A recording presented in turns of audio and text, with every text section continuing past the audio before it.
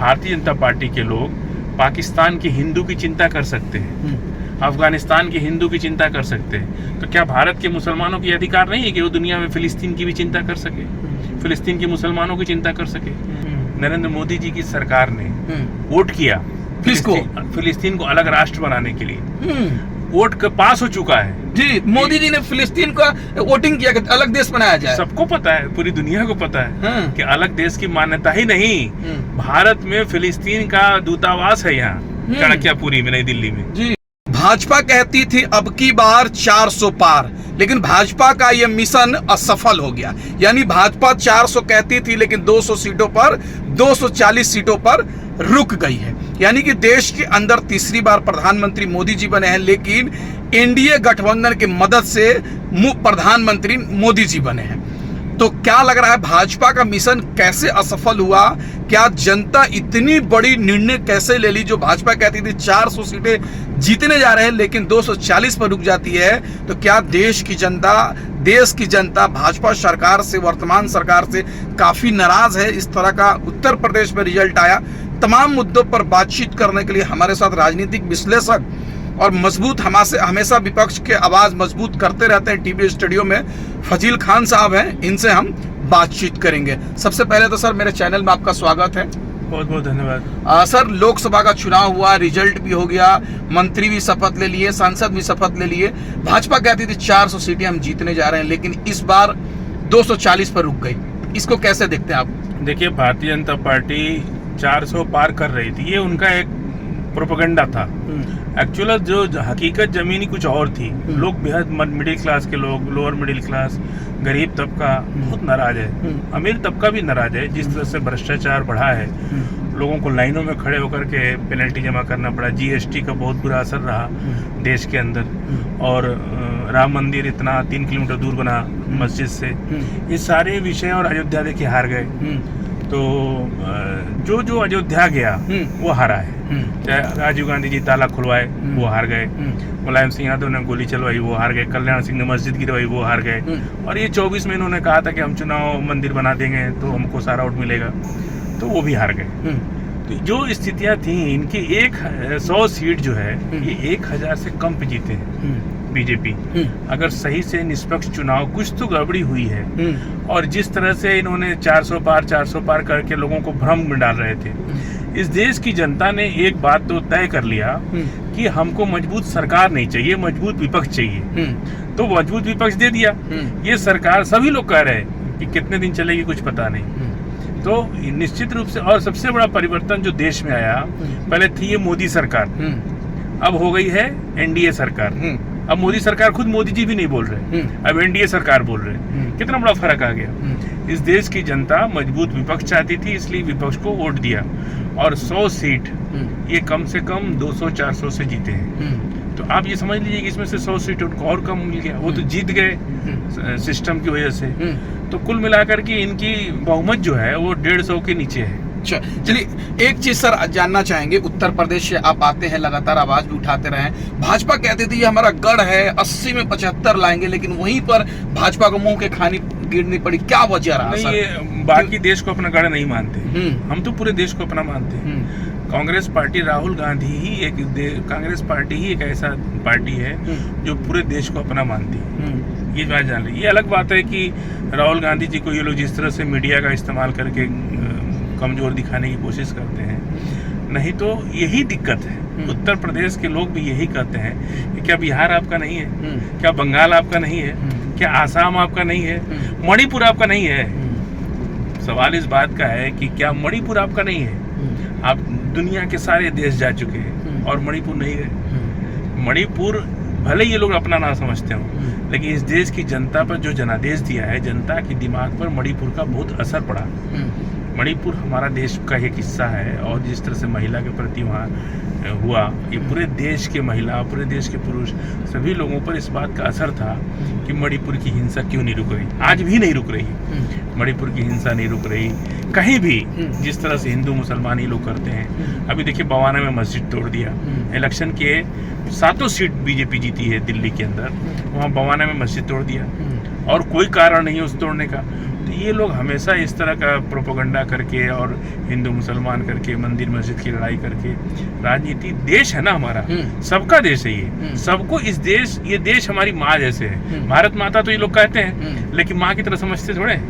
बार बार कल ओवैसी को बोले जय कि भारत माता नहीं, अरे भाई जय हिंद बोल रहे हैं ना, जय हिंद को आप अपना नहीं समझते?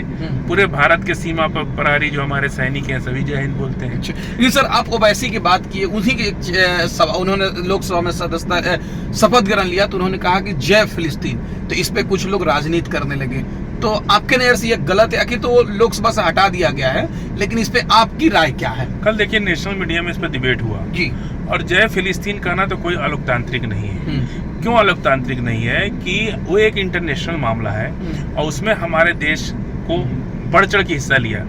जब यूएन में वोट हुआ, नरेंद्र मोदी जी की सरकार ने वोट किया फिलिस्तीन को अलग राष्ट्र बनाने के लिए, वोट का पास हो चुका है जी। मोदी जी ने फिलिस्तीन का वोटिंग किया कि अलग देश बनाया जाए। सबको पता है, पूरी दुनिया को पता है कि अलग देश की मान्यता ही नहीं, भारत में फिलिस्तीन का दूतावास है यहाँ चाणक्यपुरी में, नई दिल्ली में जी। ये तो सबको पता है। नहीं, सबको कहाँ पता? अगर पता रहता तो भाजपा के लोग विरोध क्यों करते हैं? आई सपोर्ट इजराइल लिखते हैं। नहीं, वो इजराइल क्यों सपोर्ट करते हैं तो हमें नहीं मालूम। प्रधानमंत्री नरेंद्र मोदी फिलिस्तीन के साथ है, पूरी सरकार फिलिस्तीन के साथ है, हमारा देश फिलिस्तीन के साथ है। राहत सामग्री हमारे देश के प्रधानमंत्री ने भिजवाया फिलिस्तीन में, और जब यूएन में वोटिंग हुई अमेरिका के खिलाफ जाकर के, पूरे यूरोपीय यूनियन के देशों के खिलाफ जाकर के प्रधानमंत्री मोदी जी ने, भारत ने वोटिंग किया, फिलिस्तीन को अलग राष्ट्र बनाने की मांग की और वोटिंग किया और यहाँ दूतावास खोला। तो फिलिस्तीन हमारा मित्र राष्ट्र है, हम हमदर्दी रखते हैं, हमारा राष्ट्र उनसे हमदर्दी रखता है। तो कल बीजेपी के प्रवक्ता ने हमसे टीवी डिबेट पर पूछा, हमने कहा कि भारतीय जनता पार्टी के लोग पाकिस्तान के हिंदू की चिंता कर सकते हैं, अफगानिस्तान के हिंदू की चिंता कर सकते हैं, तो क्या भारत के मुसलमानों की अधिकार नहीं है कि वो दुनिया में फिलिस्तीन की भी चिंता कर सके, फिलिस्तीन के मुसलमानों की चिंता कर सके? ये तो हमारी हमदर्दी है ना। हम थोड़े जा रहे फिलिस्तीन, या जो लोग इजराइल की बात कर रहे हो इजराइल थोड़े जा रहे हैं। हम अपनी सरकार के साथ हैं, प्रधानमंत्री नरेंद्र मोदी के साथ हैं, वो फिलिस्तीन के साथ है, हम भी फिलिस्तीन के साथ हैं। हम आज भी दुनिया से मांग करते हैं कि फिलिस्तीन में जो मजलूम मुसलमान को खून बहाया जा रहा है उसको रोका जाए। ये हमारा राष्ट्र भी करता है, प्रधानमंत्री जी भी कहते हैं। तो कुछ इसमें ऐसा गलत नहीं कहा। हाँ, ये ठीक बात है कि पार्लियामेंट में शपथ का उस जगह की बात हो सकती है, लेकिन ये नहीं कोई कह सकता है कि उसको गलत किया गया। और जिस तरह से हमारा देश तो मित्र देश है, फिलिस्तीन की मदद कर रहा है, दूतावास खुला है, यहाँ बाकायदा उनके उसको राष्ट्र की मान्यता दी गई है, तो इस पर तो कोई बहुत बवाल नहीं मचना चाहिए था या किसी को एतराज नहीं करना चाहिए। चलिए एक आखिरी सवाल जान लेते हैं सर। राहुल गांधी विपक्ष के नेता बने हैं, विपक्ष के नेता उनको चुन लिया गया है, तो क्या लग रहा है विपक्ष में जिस तरीके से जनता की आवाज है उसको उठाने का प्रयास करेंगे? नहीं, राहुल जी का एग्रेशन है, काफी अच्छा एग्रेशन है, और मैंने कहा आपसे कि देश की जनता ने जो मैंडेट दिया है वो सत्ता के लिए नहीं दिया। मजबूत सरकार देश की जनता नहीं चाह रही है, क्योंकि मजबूत सरकार निरंकुश हो जाती है।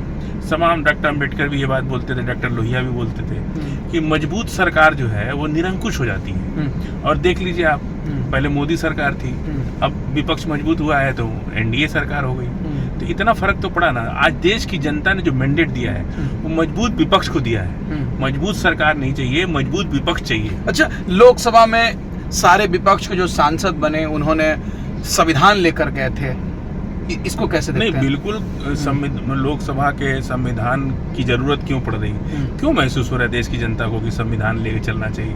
क्योंकि पिछले सरकार में 24 के पहले जैसे प्रधानमंत्री नरेंद्र मोदी ने जिस तरह से देश चलाया और जिस तरह से स्पीकर ने पार्लियामेंट चलाई, ये बार बार संविधान की याद आ रही थी। 145 सांसद को आप सदन से बाहर।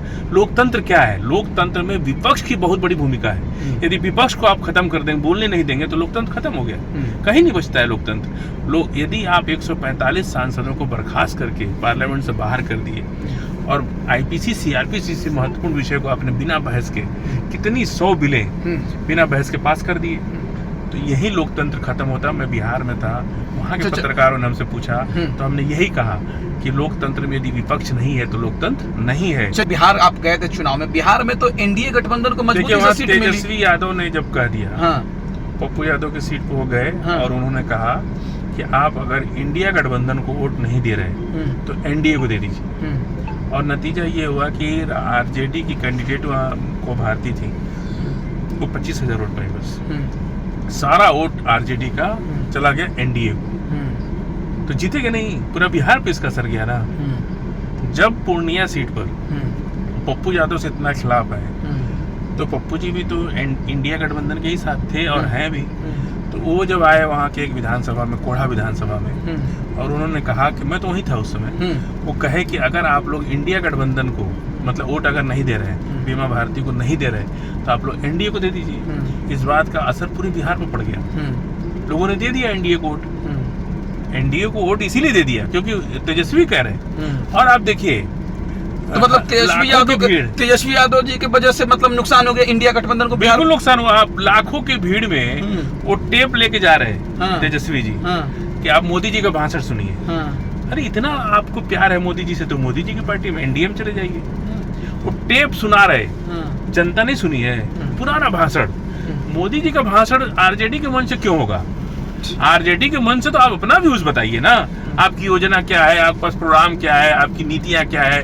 आप बिहार में आप भी सरकार में थे नीतीश कुमार के साथ, तो आपने खाली एक नौकरी की बात करते हैं, और भी तो जिंदगी में दुनिया में कोई चीज है ना। तो हम ये कह रहे हैं कि जब इन्होंने कह दिया है कि एनडीए को आप वोट दे दीजिए, तो पूरे बिहार के लोगों ने एनडीए को वोट दे दिया, आरजेडी के लोगों ने भी एनडीए को वोट दे दिया। इसलिए तो इतना नीतीश कुमार कितना सीट जीत गए, 30 के करीब जीत गई है भाजपा गठबंधन। हाँ, और मतलब ये समझ लीजिए कि ज्यादातर लोग कंफ्यूज हुए। और इंडिया, आप इतना नरेंद्र मोदी से, ये लोग पता नहीं क्या अंदरूनी सांठगांठ है, आप नरेंद्र मोदी का भाषण सुना रहे अपनी मीटिंग में। आपकी अपनी मीटिंग है, लाखों आपके समर्थक जुट रहे हैं, और आप मोदी जी का भाषण टेप में सुना रहे हैं जनता को।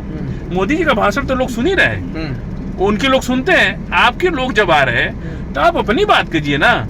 आप क्या देना चाहते हैं देश की जनता को, प्रदेश की जनता को, बिहार की समस्या। लोकसभा में अलग विषय होता है, विधानसभा में अलग होता है, तो आप अपना तो भाषण ही नहीं कर रहे, वो एक टेप चालू कर दे रहे। उतने धूप में 45 डिग्री टेम्परेचर में लोग आकर के आपको सुनना चाहते हैं, तो आप खुद नहीं बोल करके आप मोदी जी का भाषण सुना रहे। अरे इतना मोदी जी अंदरूनी ये लोग मिले रहते हैं। हमको डाउट लगता है ये जानबूझ के बिहार हारा गया है। ठीक। और ये तेजस्वी यादव मिले हुए हैं नरेंद्र मोदी जी से। ठीक। तो हमारे साथ बहुत शुक्रिया सर बातचीत करने के लिए।